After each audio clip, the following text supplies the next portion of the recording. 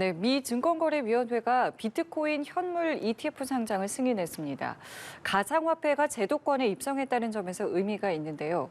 국내에서도 같은 성격의 ETF 출시가 가능할지 관심이 컸는데 일단 이 비트코인에 대한 법적인 성격이 정해지지 않아서 국내에서는 당분간은 거래할 수가 없게 됐습니다. 네, 한편 부동산 PF 관련 채무를 막지 못한 태영건설의 워크아웃이 확정되며 오늘부터 워크아웃이 개시될 예정인데요. 관련 내용들 석병훈 이화여대 경제학과 교수와 함께 이야기 나눠보겠습니다.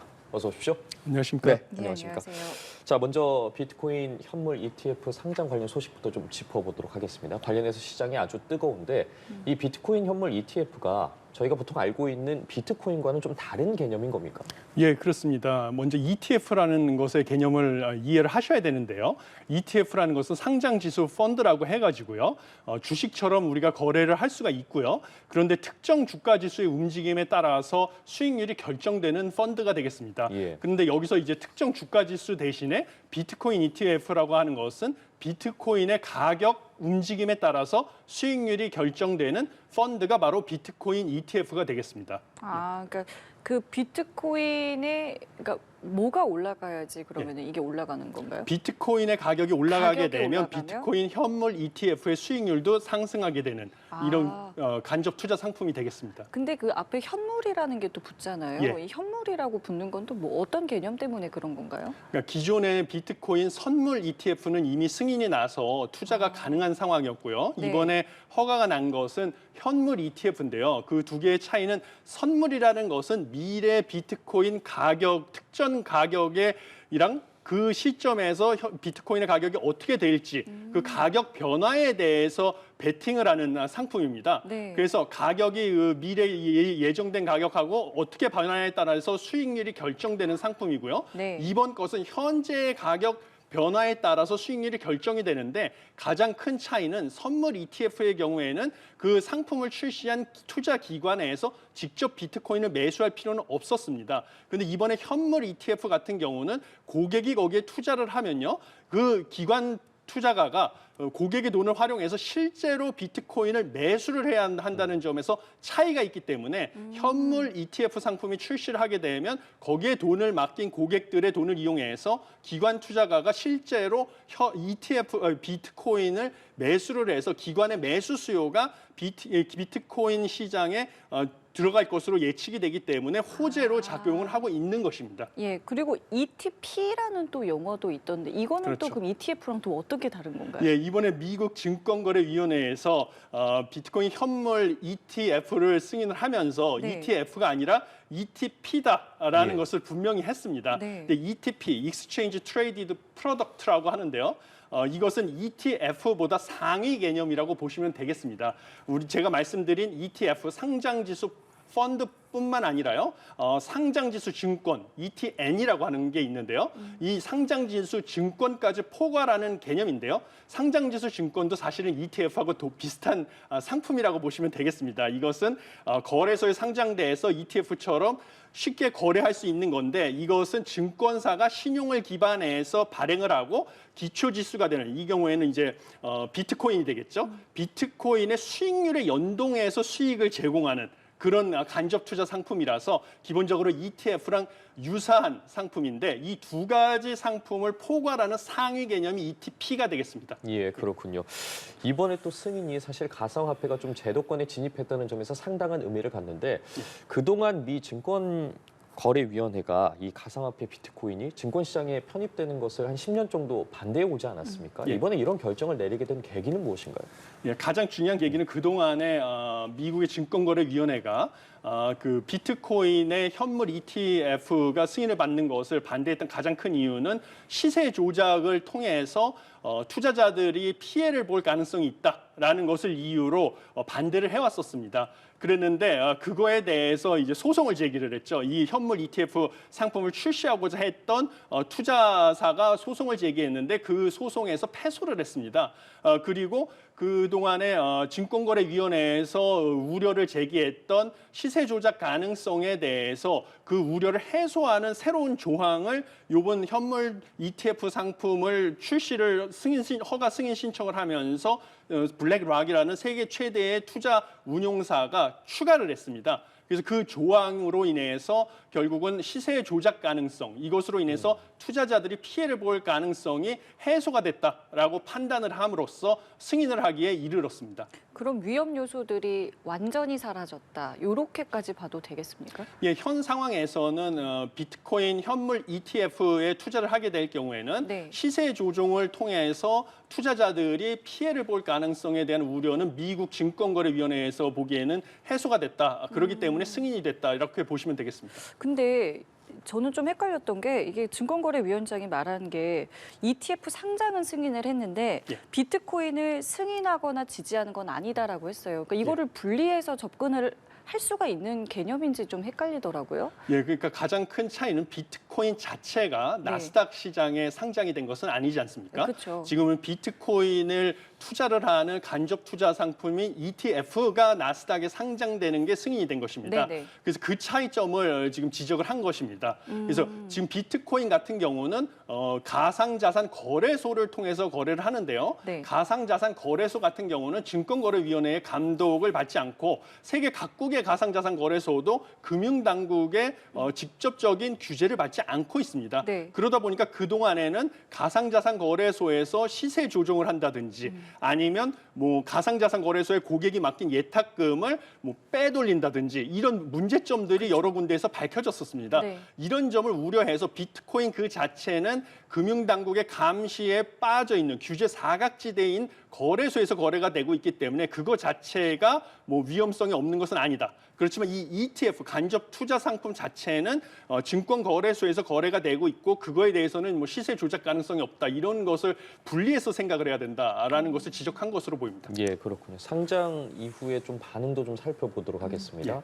ETF 거래 첫날에 거래액이 6조 원에 달했다고 하더라고요. 예. 상장 이후에 시장 반응은 좀 어떻습니까? 예, 시장 반응은 일단 비트코인이 급등할 것이라고 예측을 했던 분들도 있을 수 있는데요. 예. 비트코인 가격 자체는 급등을 하지 않고 오히려 좀 하락을 하고 있습니다. 그 이유는 비트코인 현물 ETF가 승인이 날 것이라는 기대를 선반영해서 비트코인 가격은 이미 큰 폭으로 사전에 상승을 했기 때문입니다. 이제는 이익을 실현하고자 하는 욕구가 있었기 때문에요. 비트코인 이익을 실현하고자 내다 팔아서 비트코인 가격은 당분간 단기적으로는 조정이 불가피할 것으로 보이고요. 그 다음 타자로 지목되고 있는 이더리움의 현물 ETF가 뭐 올해 상반기 안에 승인이 될 것이다라고 낙관적으로 기대하는 지금 투자자들도 상당히 있습니다. 예. 그래서 이 이더리움 현물 ETF의 승인 기대를 반영을 해서 이더리움 가격이 오히려 큰 폭으로 상승을 하고 있는 지금 그런 상황이 되겠습니다. 예. 예. 자, 이 비트코인을 이제 금융상품을 통해서 거래를 하게 된다라고 했을 때 그럼 가장 크게 바뀐다, 이제 변화를 느낄 수 있는 부분은 뭐 어떤 게 있겠습니까? 예, 가장 크게 변화를 느낄 수 있는 부분은 고객이 비트코인에 투자를 하는 데 있어서 접근성과 편리성이 높아졌다는 것입니다. 기존의 비트코인에 투자를 하기 위해서는요, 일단은 비트코인 거래소의 계좌를, 가상자산 거래소의 계좌를 만들고요. 그 가상자산 거래소에 돈을 보내기 위해서는 거래소 계좌와 연계된 또 다른 은행의 계좌를 만들어야 됐습니다. 아, 그렇죠. 예, 그래서 예. 거기로 돈을 송금한 다음에 그 은행 계좌에서 거래소 계좌로 다시 돈을 입금하고 거래소에서 자기가 이제 거래 수수료를 지급하면서 비트코인이나 다른 가상 자산들을 사고 팔고 이런 복잡한 절차를 거쳤어야 됐습니다. 그리고 무엇보다 중요한 것은 이 가상 자산 거래소들은 금융 당국의 감시나 규제에서 사각지대에 있는 경우가 많이 있었기 때문에 거기서 시세 조종이라든지 아니면 뭐 고객의 예탁금을 빼돌리는 경우도 있었고요. 해외 사례는 뭐 이런 여러 가지 위험성에 노출이 돼 있었다는 점, 이런 것들이 고객의 불안 요소를 심리를 자극하는 경우가 많았었습니다. 그렇지만 이 비트코인 현물 ETF 같은 경우는 미국에는 나스닥에 상장이 되기 때문에요. 이거는 미국의 증권거래위원회의 규제와 감독의 대상이 되기 때문에 좀 더 안전하게 투자를 할 수 있고 기존의 증권거래 계좌를 이용해서 주식을 나스닥에 상장된 주식을 거래하는 것처럼 편리하게 거래를 할 수 있다. 이런 점에서 고객들의 신뢰도, 그다음에 접근성이 높아졌다라고 이해를 하시면 되겠습니다. 예. 자, 이제 승인이 되면서 이제 시선이 과연 우리나라에서도 거래가 가능할지에 대해서 네. 궁금증을 가지신 분들이 많았는데 어제 금융위원회가 입장을 발표했습니다. 요약해 보면 우리나라는 아직 안 된다 이렇게 발표를 했거든요. 어떤 이유에서 거래가 금지되는 겁니까? 예, 좀 안타까운 소식인데요. 우리나라는 자본시장법에서 그 ETF의 그 거래가 되는 기초 자산에 대해서 정의가 돼 있습니다. 그런데 우리나라 자본시장법상에서 비트코인이라는 것이 아직 이 기초 자산으로 명확하게 정의가 돼서 열거돼 있지 않다는 이유로 비트코인을 기초 자산으로 하는 ETF를 우리나라에서 거래를 하거나 판매를 하는 것을 불허하겠다고 금융위원 당국에서 유권 해석을 하고 이것을 국내에 있는 금융회사들에게 전달을 했다고 어제 발표를 했습니다. 그렇기 때문에 이것을 결국은 법을 개정하는 방법밖에 없다, 국회에서. 이렇게 보고 있고요. 그렇지만 현재 우리나라 국회에서는 이 가상자산에 대해서 어떻게 정의를 할 것인지 그리고 이것을 반영해서 뭔가 ETF에 거래를 할 수 있게 할 것인지에 대해서 논의가 좀 제대로 이루어지지 않고 있는 실정입니다. 그래서 과연 우리나라에서 비트코인을 기초자산으로 하는 현물 ETF가 거래가 가능할 것인지 판매가 가능할 것인지 이런 것은 아직 상당 기간이 필요할 것이다. 이렇게 보고 있습니다. 시간은 필요한데 미국에서 어쨌든 이제 승인이 된 거고 어제 이창용 한은 총재 발언을 보면은 비트코인이 이제 하나의 투자 자산으로 자리를 잡은 것 같다 이런 발언을 했기 때문에 언젠가는 좀 되지 않겠는가 뭐 이런 기대 심리도 좀 있는 것 같아요. 개인적으로 좀 어떻게 보고 계세요? 저도 사실 이 우리나라도 쫓아가 글로벌 스탠다드를 따라가야 된다고 봅니다. 미국이 사실 세계 최대의 금융시장이고요.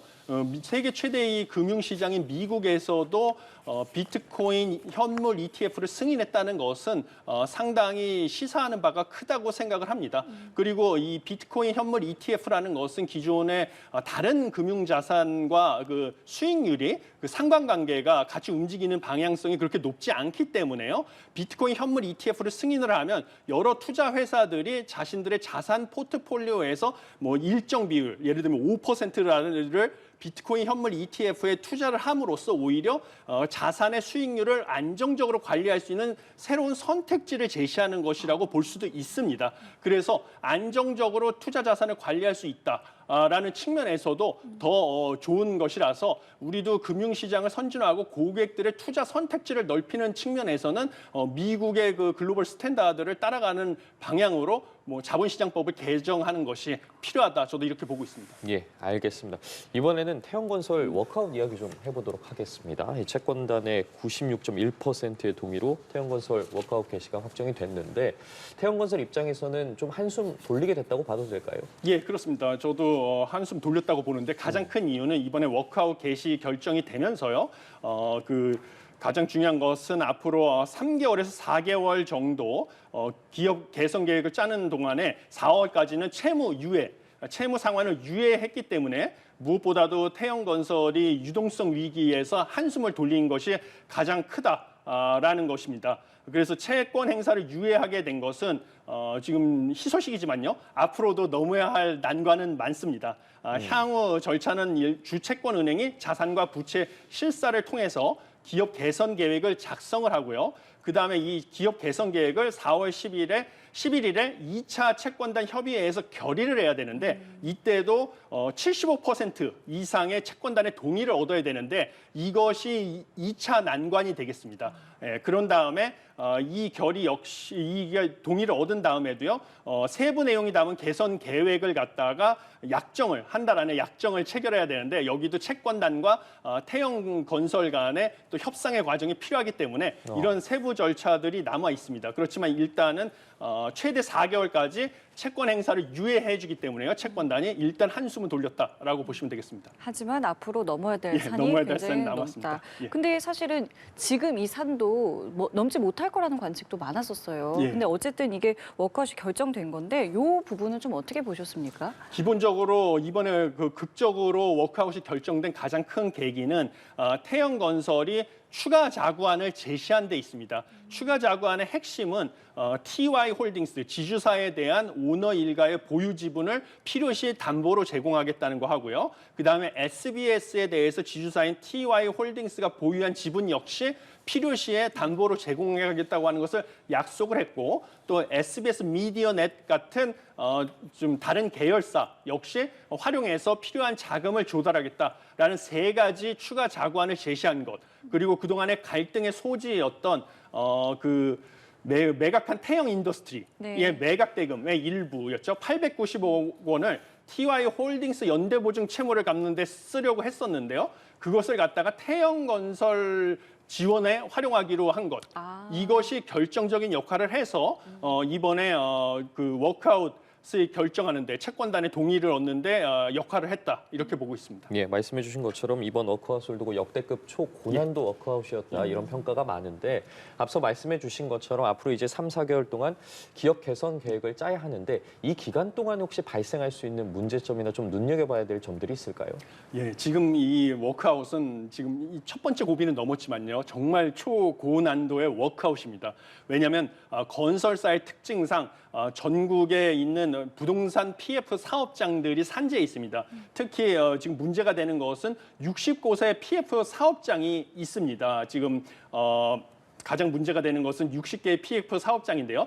채용 건설뿐만 아니라 60곳의 PF 사업장별로 대주단을 별도로 구성을 해가지고 지금 실사를 따로 해야 되고요. 그러다 보니까 이 61곳에 대해서 사업성을 따지고 실사를 하는 과정에서 기존에 밝혀지지 않았던 추가적인 채무가 밝혀지게 되면 그것을 가지고 또 지금 약속을 했던 TY 홀딩스 지분, 그다음에 SBS 지분 담보 제공을 필요시라는 전제를 달았습니다. 근데 실제로 그 담보를 제공할 것이냐 말 것이냐, 그다음에 추가로 실사를 통해서 밝혀지는 채무의 규모가 얼마나 될 것이냐에 따라서 지금 워크아웃 절차가 중단이 될 수도 있고요.